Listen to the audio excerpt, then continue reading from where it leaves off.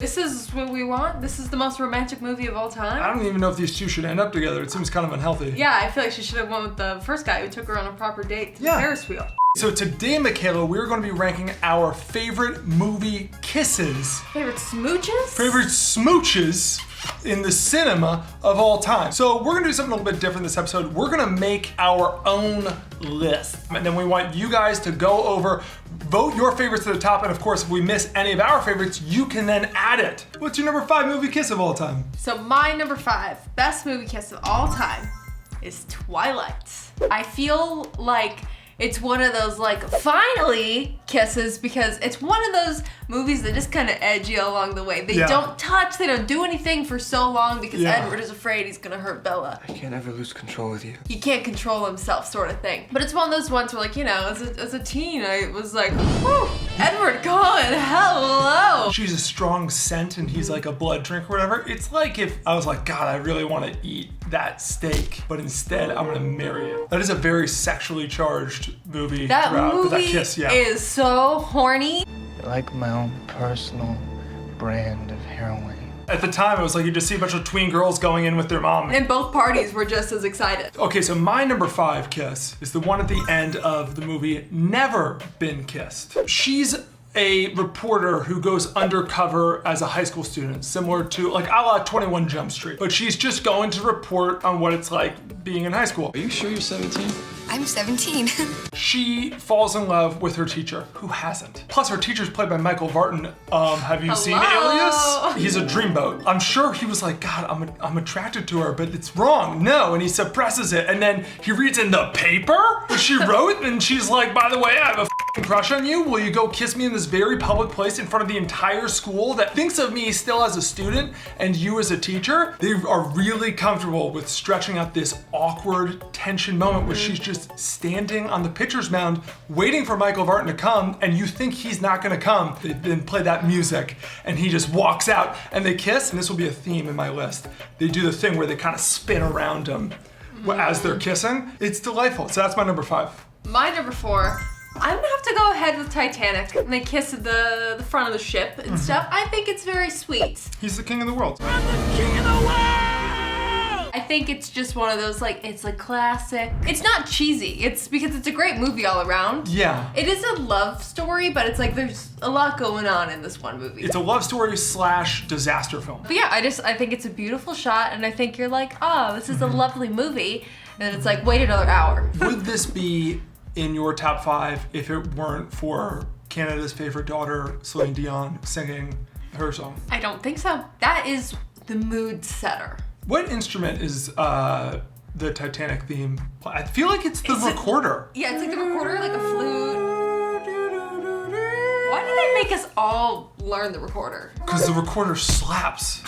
But yeah, Celine Dion is just the reason I think Titanic did so well. Oh yeah. Oh, if it wasn't for Celine, I mean. We'd be like, who's Leo? Leo who? Okay, so my number 4 is the kiss at the end of A Knight's Tale. Obviously, Heath Ledger is one of the greatest ever. It's not even that like anticipated a moment. Like it's not like they'd already been like kissing before and whatnot, but they shoot it so well with the best music. And this is the best total spin around them as they kiss and kind of like go in. Of all these kiss scenes, this is the best shot one. I clearly am very into how those kiss scenes are shot. No, because that's kind of like me with the Titanic. It's like, it's a beautiful moment. Yeah, and that's a crane shot, I feel like. They're like pushing up. Feels epic. You're like kind of jacked up watching it and you're like, they're in love. My number 3. I'm gonna have to go with The Notebook, the scene where they kiss in the rain. It's so dramatic. Really quick, my number 3 is also The Notebook. That was close to being my number 1. That scene, like, it just makes you want to go kiss in the rain. It wasn't over.